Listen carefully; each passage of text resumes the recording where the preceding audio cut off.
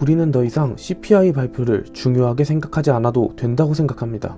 그 이유는 우리가 참여하는 게임에서 CPI는 큰 이유가 되지 못하기 때문인데요. 오늘 이야기해드릴 내용은 모건 하우절의 돈의 심리학을 기반으로 제작하였습니다. 정말 좋은 내용을 많이 담으려 노력했으니 끝까지 시청해주시면 감사하겠습니다. 최근 여러가지 지표들이 발표가 되고 그로 인해서 시장의 변동성이 심해지고 있습니다. 그리고 특히 CPI 발표는 많은 투자자들이 지켜보는 지표이기도 하죠. 그런데 저는 더 이상 우리가 CPI 발표를 중요하게 보지 않아도 된다고 생각을 합니다. 그 이유는 우리가 참여하는 게임은 다른 투자자들이 참여하는 게임과 다르기 때문이죠. 여기서 말하는 우리는 장기 투자자를 말하는 것이고 다른 투자자들은 단기 투자자, 트레이더를 말합니다. 단기 투자자와 트레이더가 나쁘다는 것이 아닙니다. 그들은 시장의 유동성 공급과 각자의 투자 신념을 가지고 투자를 하는 사람들이기 때문입니다. 다만 우리 장기 투자자들은 그들과 다른 게임을 하고 있기에 그들이 보내는 신호에 신경을 쓰지 말아야 한다는 것입니다. 그들은 여러 지표들을 보면서 시장에 뜨겁게 그리고 차갑게 반응합니다. 그런데 그들의 그러한 반응은 사실 우리 장기 투자자에게는 1%의 영향을 주지 못합니다. 왜냐하면 우리는 주식을 내일, 다음 달, 내년에 팔 것이 아니기 때문이죠. 그들의 그러한 변동성이 우리의 기업 가치에는 전혀 영향을 주지 않습니다. 그렇기 때문에 우리는 그들이 보내는 신호에 신경을 쓰지 말아야 한다는 것이죠. 돈의 심리학의 작가 모건 하우절은 이렇게 이야기합니다. 투자자들은 자신도 모르게 나와 다른 게임을 하는 투자자로부터 신호를 읽는다. 이 책에서는 금융세계에 나쁜 개념이 하나 있다고 이야기합니다. 바로 자산에는 단일한 합리적 가격이 있다라는 개념이죠. 그런데 우리 장기 투자자들과 단기 투자자, 트레이더들과는 서로 다른 목표와 시간 계획이 있습니다. 우리는 기업이 성장하고 가치가 성장한 만큼의 수익을 원하는 투자자이지만 단기 투자자, 트레이더들은 저렴한 값에 사서 비싼 값에 팔기를 원하는 투자자입니다. 예를 들어 우리가 삼성전자에 장기 투자를 진행하고 있다면 우리에게 중요한 것은 삼성전자가 파운드리에 얼마를 투자하였고 반도체 수요를 안정화시키는데 얼마가 걸리는지가 중요합니다. 그것이 삼성전자의 가치를 올려 우리의 자산인 주식의 가격을 올려줄 것이기 때문이죠. 그러나 스윙 투자나 오버나잇, 데이 트레이딩을 하는 분들에게는 어떤 것이 중요할까요? 그분들에게는 우리에겐 중요하지 않던 CPI 같은 지표들이 중요하게 다가가는 것입니다. CPI 지표가 시장의 변동성을 크게 줄 것이고 그분들은 그 변동성 속에서 수익을 얻으려 하기 때문이죠. 그리고 안타깝게도 이런 변동성은 많은 장기 투자자들의 심리에 영향을 주고 고통을 주기도 합니다. 그러나 모건 하우절은 이런 심리적 고통과 마이너스 수익이 찍히는 것을 시장이 우리에게 주는 벌이나 벌금이 아닌 수수료로 생각하라고 조언해줍니다. 그 이유를 디즈니랜드 입장료라는 간단한 예시로 들어서 설명해 주는데요.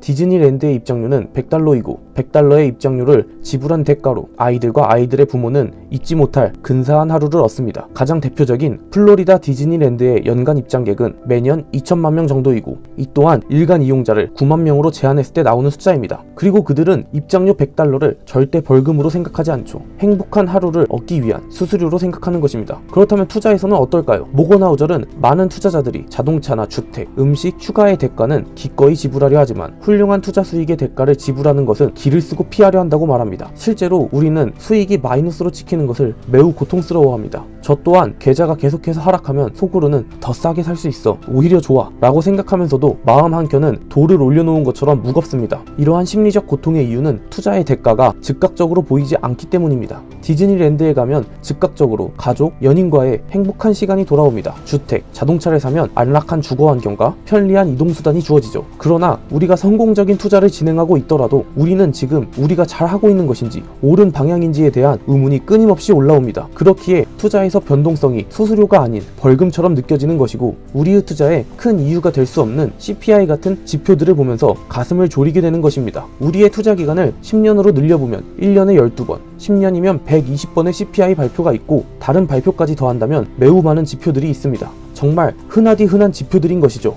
지금의 인플레이션이 10년 뒤 우리가 투자한 기업의 매출과 영업이익에 영향을 줄까요? 아마 10년 뒤에는 영향이 거의 없을 것입니다. 그렇기에 우리는 지금의 비관론들을 무시하고 투자를 진행해야 합니다. 지금도 많은 비관론과 낙관론들이 시장의 변동성을 일으키고 있습니다. 그리고 우리 투자자들의 마음을 자꾸 흔들죠. 그렇기에 피터 린치는 투자의 성공 여부는 얼마나 오랫동안 시장의 비관론을 무시하는지에 달려있다 라고 말했습니다. 그런데 정말 비관론들을 무시해도 될까요? 만약 무시해도 된다면 왜 이런 비관론을 무시해도 되는 걸까요? 비관론은 언뜻 보면 낙관론보다 훨씬 똑똑해 보입니다. 그들은 여러 가지 지표들을 가져와 이것 봐, 이렇게 지금 상황이 위험하다니까? 라고 이야기하며 투자자들에게 경고합니다. 정말 친절한 사람들입니다. 우리에게 돈을 잃지 말라고 조언해주고 걱정해주는 것처럼 보입니다. 그런데 그와 반대로 낙관론자들이 시장은 괜찮을 것이다, 이제 좋은 시절이 올 것이다 라고 이야기하면 오히려 많은 대중은 주식, 펀드를 팔러온 세일즈맨이거나 리스크를 모르는 사람으로 취급합니다. 만약 2차 세계대전 직후에 일본에서 이런 글이 쓰였다면 어땠을까요? 앞으로 60년 안에 이 나라의 경제는 제2차 세계대전이 끝나기 전보다 거의 15배의 크기로 성장할 것이다. 기대 수명은 거의 2배가 될 것이고 주식시장은 역사상 그 어느 국가도 본 적 없을 만큼의 수익률을 낼 것이다. 전자혁신과 기업 경영 시스템의 세계 리더가 될 것이고 미국은 우리의 가장 가까운 동맹국이 될 것이다. 2차 세계대전 직후 미국의 원자 폭탄을 맞고 폐허가 된 일본인들은 이 글을 믿을까요? 아마 미친 사람 취급을 할 것입니다. 그러나 현재 이 글을 보면 예언가 수준으로 맞춰버렸습니다. 이렇게 낙관론을 보면 사람들은 현실을 모르는 바보 취급을 하는 경우가 대다수이고 비관론은 지표를 가지고 이야기하는 똑똑한 학자들 같아 보입니다. 그러나 지금까지 역사를 되돌아보면 주식시장은 그 많은 비관론들을 다 없애버리고 결국 상승을 해왔습니다. 어떻게 비관론들을 없애고 상승이 가능했을까요? 이 세상에는 정말 수많은 문제들이 있습니다. 그리고 앞으로도 수많은 문제들이 있을 것입니다.